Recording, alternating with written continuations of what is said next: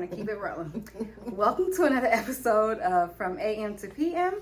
I'm Herminta McKinney, and today I have joining me my bestie, Adrian.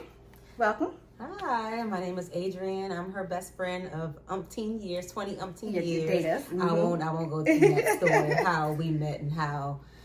Go ahead and tell the world the story. So anyway, back in 1990, 99? Was that the year? 99. I had to have ran into you before. She was around like between 95 and 99. But yeah, so I was dating one of her friends at the time, and she just didn't like me. And I said hi to her. We went to Suitland High School, right? And I said hi to her on the red locker hallway, and she turned her head and her nose. Now, anybody who knows me, would I do that? Yes. No.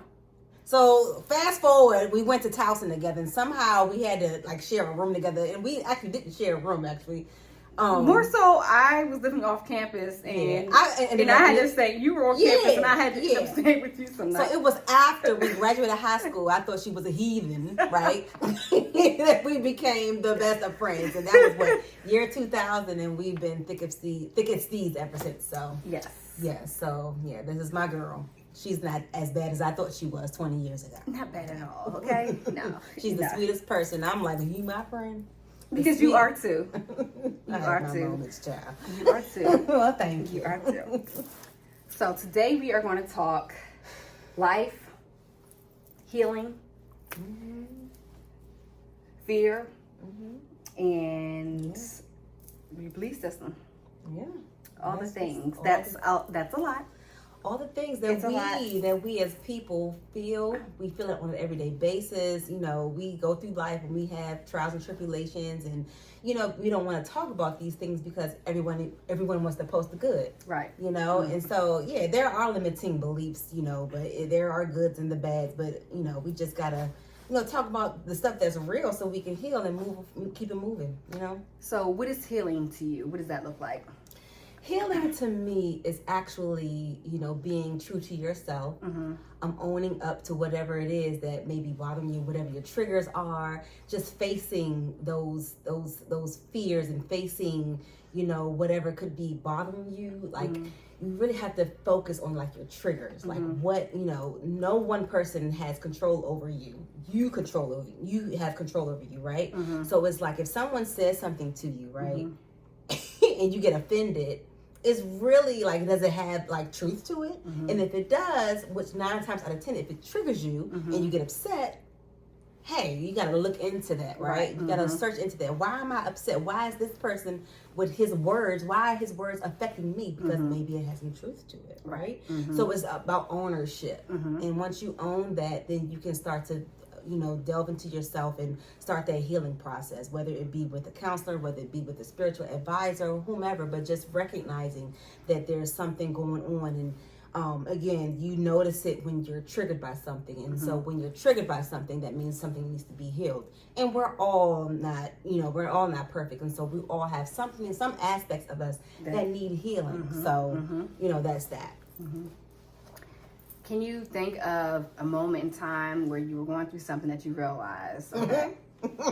You were going to ask me that question? Anything that, what is, I guess, the turning point for you that okay. Well, you mentioned, because, you get upset about it or something like that. What's an example? Anything. It could be somebody on your equipment in the gym. I won't even go to the gym because everybody knows I do that, right? I'm a bodybuilder if nobody knows. So I would take it back, and back when we were much younger in our early 20s. And so I really did not like school. I did not, I knew school was important, but I just never liked school from kindergarten. My mother could tell you, my family could tell you. But I knew it was something that was needed. And so it was always a trigger for me because I didn't finish Towson, right? I left Towson year 2. I was stressed out. Sometimes it's just you're just not ready. So I decided to go into the workforce, right? And so I went to the State Department. Right. And so, but it was always this nagging feeling about I need to finish what I started, but I just didn't like school. I was getting by, I was doing well in the workforce, thankfully my parents taught me how to navigate through the, the government system. However, it was always when someone mentioned school, it was a trigger. Okay. I didn't have my degree, when I should have had it. I didn't have all those things. I had the experience, but, if I wanted to move forward, it was like, oh, damn, I need the degree to do so. And so when someone would mention school or whatever, I recognized that I would get so upset. Well, Adrian, why the hell you getting upset? I'm triggered because it's something in me that I need to do, and I need to heal that aspect of me. And in order to heal it, what do I have to do? Right. So go back to school. So what did I do? I went back to school at 27 years old. I went to Catholic University. I was a full-time student, full-time employee, still working out in a relationship. Did all of these things. I graduated in 3.5 years. And I did it. And so ever since then, every time someone mentions school, the trigger is healed. It's gone. You took care of it. You took care of it. Yes. So when you take care of the issue, when you recognize it, find the tools to take care of it, get it done, and then you've healed that aspect of yourself. And yes. So this is something you've walked through. This is something you lived through, and something you got through. You healed from it. So say today, if something happens and you experience a setback, what do you do to stay on the right path to healing for yourself? But how do you navigate a setback? What do you do to try to work your way through that? Honestly, with all the stuff that I've been through this far, I go to prayer first. I'm very spiritual. I know that there's a higher source bigger than all of us, and I know that we're overlooked, we're helped. I go specifically to that first because it is very true to me. It's very real to me. So once I do that, I calm myself, because we can always get, not erratic, but we can get anxious. We can get, we all go through it. I don't care who you are. I don't care how successful you are now. It's been a point in our lives we've had to go through something. Right. And so it's just, you have to sit down with yourself and, navigate and talk to people, your core, that can give you tools, because you can't live in this world alone. You can't do everything by yourself. You're going to need help.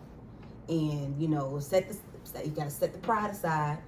Right. That's a big Talk thing. to people who you trust. Right. Don't talk to everybody. Talk to people who you trust. And just, listen and try to figure it out. Just, you don't have to figure it out by yourself. Put it out what it is, what you want and what you desire. And next thing you know, the blessings will start to come, but you have to put in the work. So you have to figure out what the issue is, how to get there, and just move forward. And don't expect a miracle overnight.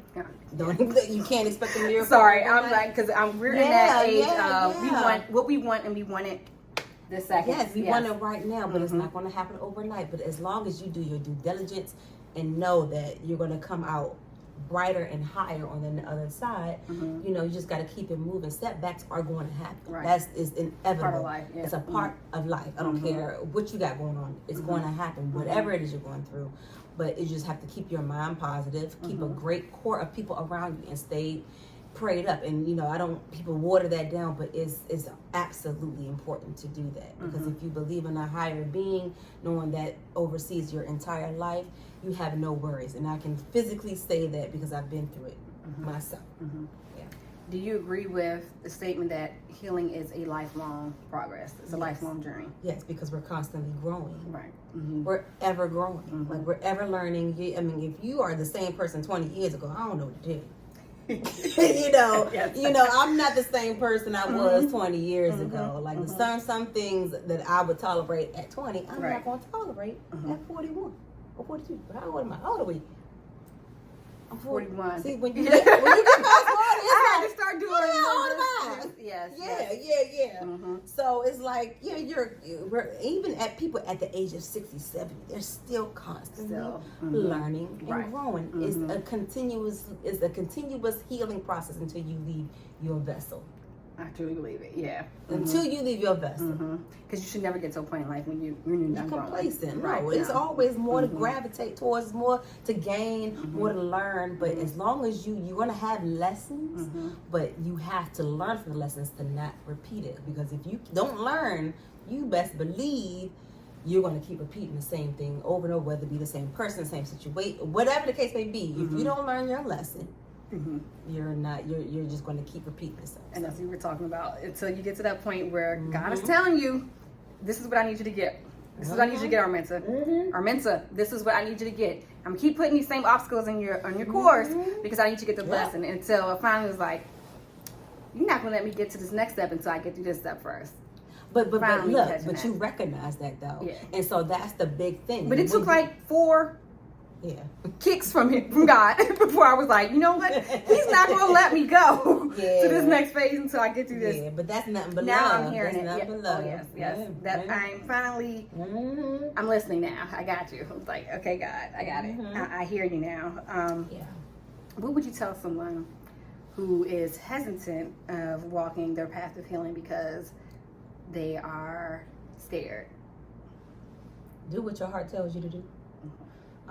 Fear is always going to be there, but you have to understand that fear is an illusion. It is a total illusion, and we get it from like watching TV, or I watch CNN and all the craziness that's going on in the world, and I get it. But fear is only what you make it. And you look at kids, right? Why are they fearless? We need to have a childlike mind, right? In order to just keep it moving. And so fear is an illusion. Just go for it. Just like I love Nike.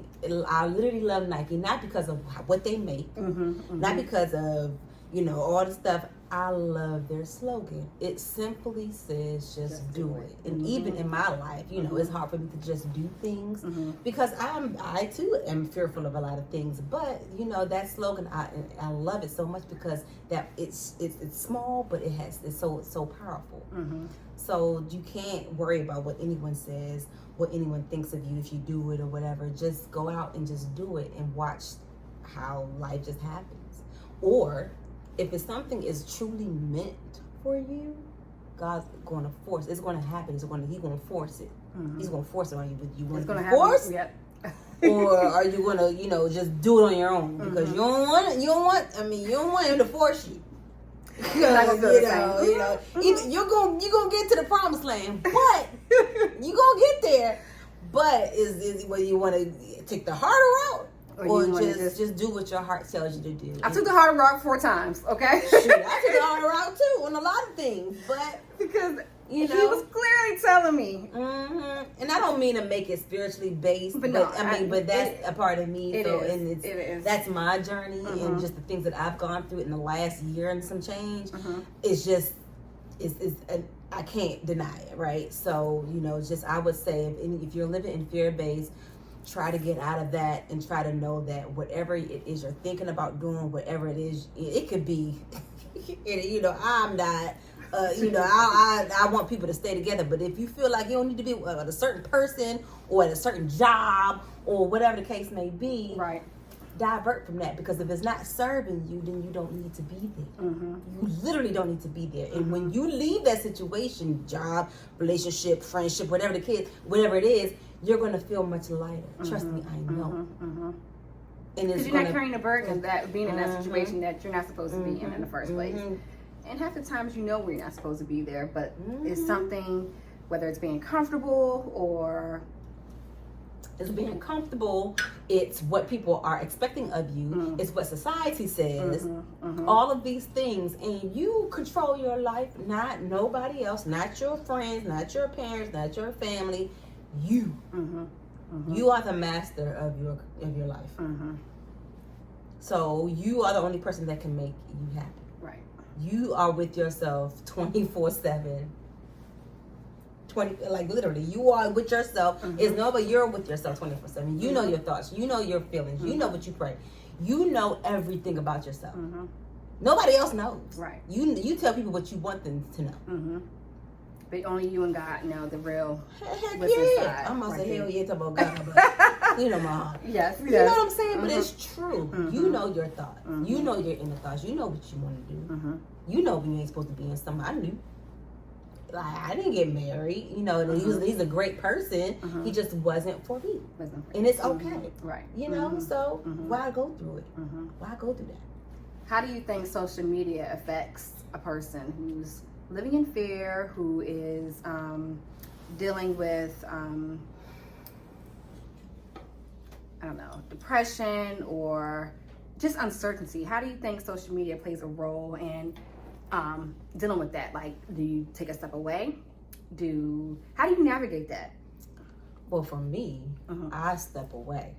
I step away when I feel like I'm comparing, or if I feel like I'm lesser than because I see this person doing this, or this person may look like this because I compete, and then I'm like, you know, I'm on natural high, you know.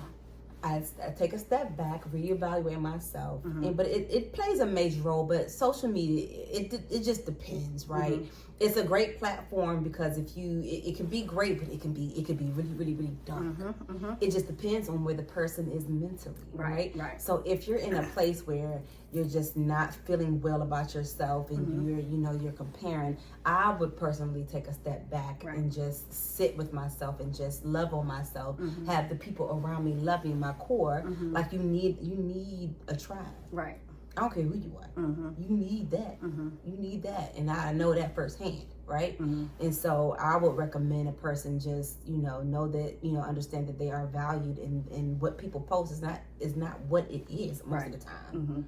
People are out here carrying on for no reason. It's a highlight, and it's a highlight reel. It's a highlight reel. It's a highlight and don't reel. Get me wrong. And some people are real. But there are a lot of people who are posting highlight reels. Thinking the funk on a nasty donk. They faking the funk. And we're all faking it till we make it right. You know what I'm saying? Some people are doing well, but it's like people post like you said, the highlights. And so they're not going to post the grit and the grind. Right. Because people don't want to see that, right? But that's real life. It's real life. It's real. And so just don't take what you see. Like I would say, don't take what you see as Bible. Don't take it as, oh, that's what it is. You don't know what's going on in that person's household and their mental state. A person can post a selfie and smile and carry on, and me crying 2 minutes later. Trust me, I know.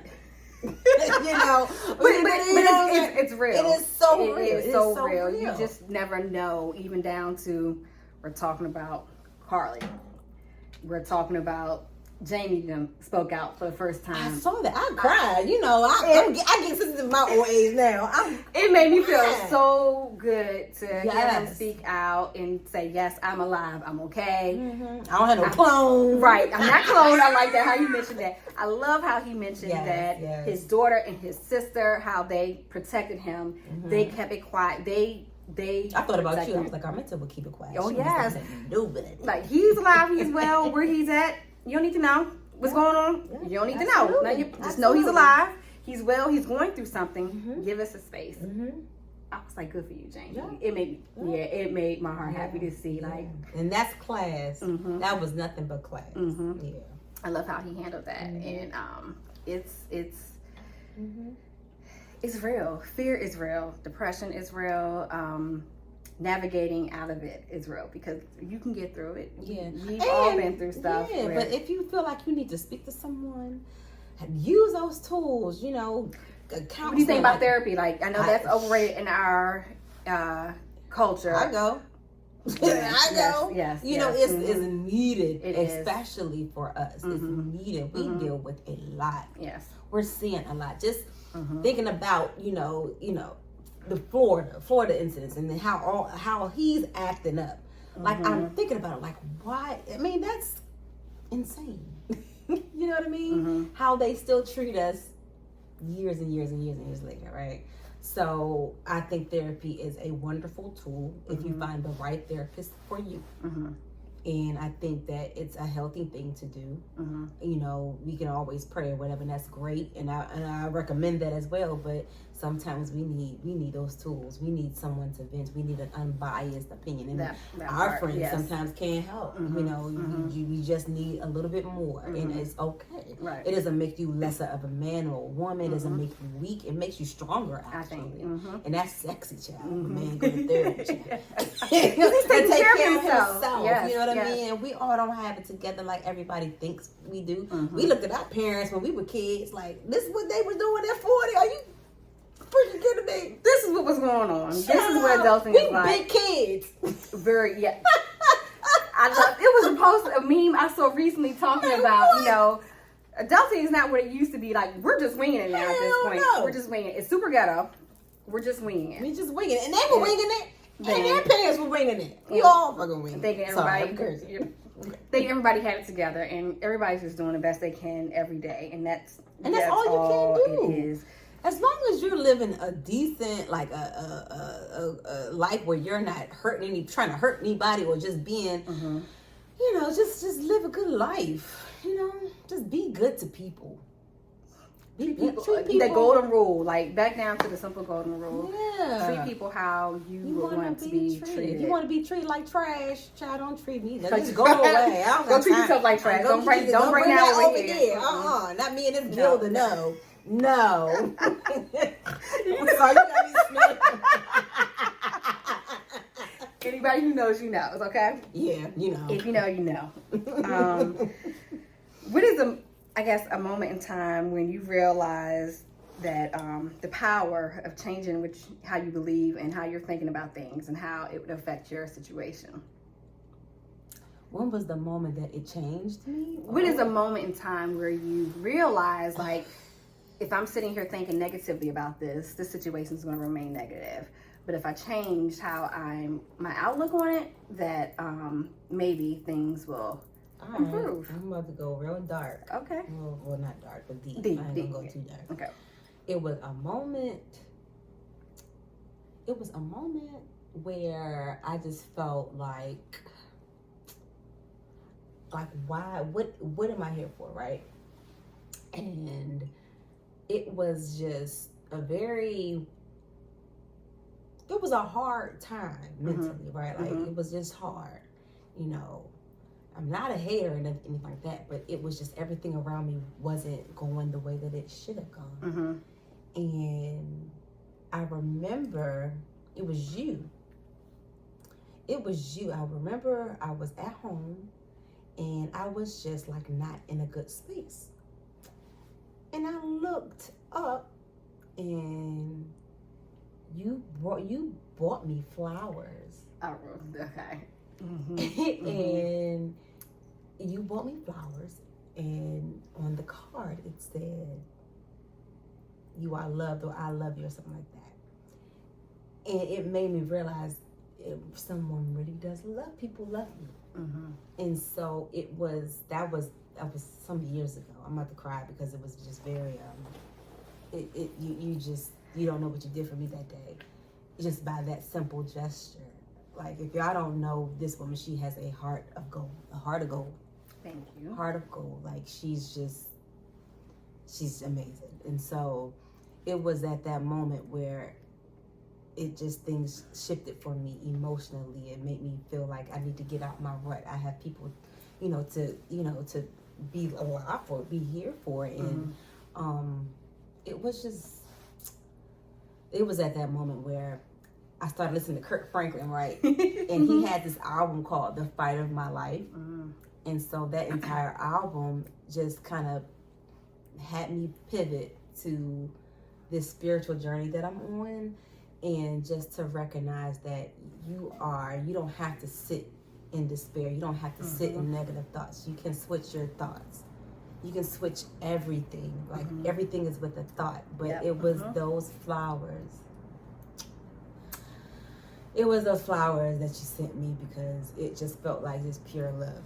And I love thank you. And with all of me.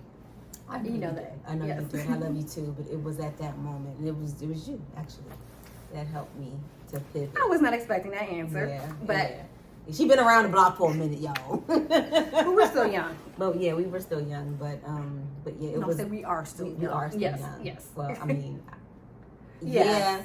Yeah. Okay. Yes. Okay, now forget it, but my lower back started hurting. But yes, but you can change your thoughts in an instant. and I think we all don't feel like we have control over that, but we do. We can think positively whenever we want to, and so we have that power. And we have that power, but what about a person who is just stuck? Yeah. How do you, as a person on the outside, okay, this is what I'm trying to say. Okay. I'm a friend. I have a friend experiencing something where they're feeling, I know they're down. What would you tell that friend to do for the friend that's down to help them cope, get through?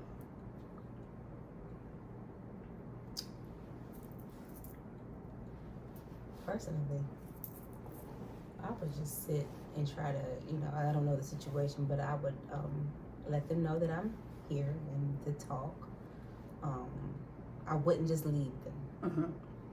Some people sometimes, like if they're a strong person, they'll like, I'll back off until she's okay or until they're okay. That's not the best thing to do. I will constantly be in their face.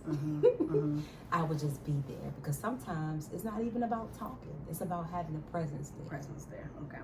It's just about sitting, and just having, just you can love someone, but just showing it, the action, and just sitting there. Like if they just need somebody to just sit there, I would do that until they're ready to talk, until they're ready to open up, until like that's unconditional love. Right. And a lot of people, I'm not gonna say a lot of people don't do that, but we don't see it a lot, and it's rare when we have true people, authentic people that just sit. Sometimes we get into the glitz and glamour, the Gucci bags and all this stuff, but when it comes down to like some real shit, to just, I don't care what I'm doing. I don't care how late it is. I don't care, if you're a part of my people or whatever, I'm going, I'm there. I'm gonna sit with you because I know what it's like.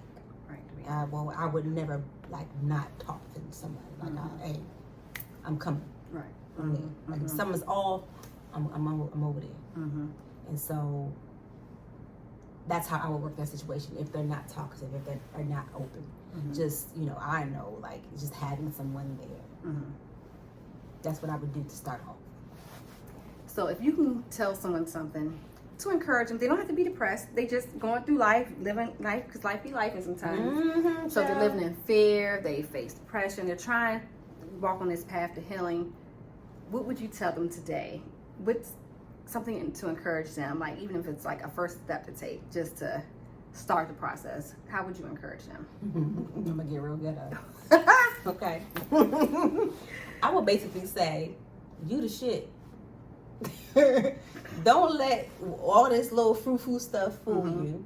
You know who you are. Life be life. Life happens to all of us. Right. But you know who you are at the core of you. Don't get distracted. Go for whatever it is you want to go for. You the shit. You the shit. We all the shit in our own right. Yes. You know what I mean? So don't let somebody tell you something or somebody reject you or whatever the case may be. Forget all that. You the shit. Keep it moving. It's their laws. Whether it be jobs or friendship or whatever, it's their laws. Just keep it moving and just handle your business. It's hard when you feel like the world is crumbling on you. Right.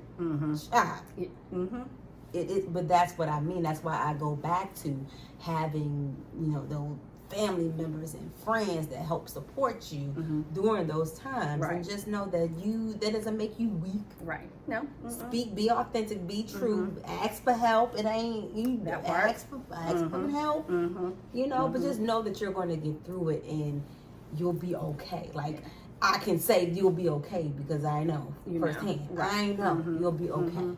And so just I don't care if you got $1 to your name, you still the shit. Yeah, you know what I'm saying? You are, and you will be tell you okay. nothing. And you're going to be okay. And you're going to be You okay. will be okay. Because that's the one thing, time and time again, God has shown me, I got you. Why are you stressing? I got you. You know I'm going to take care of you. What are you doing?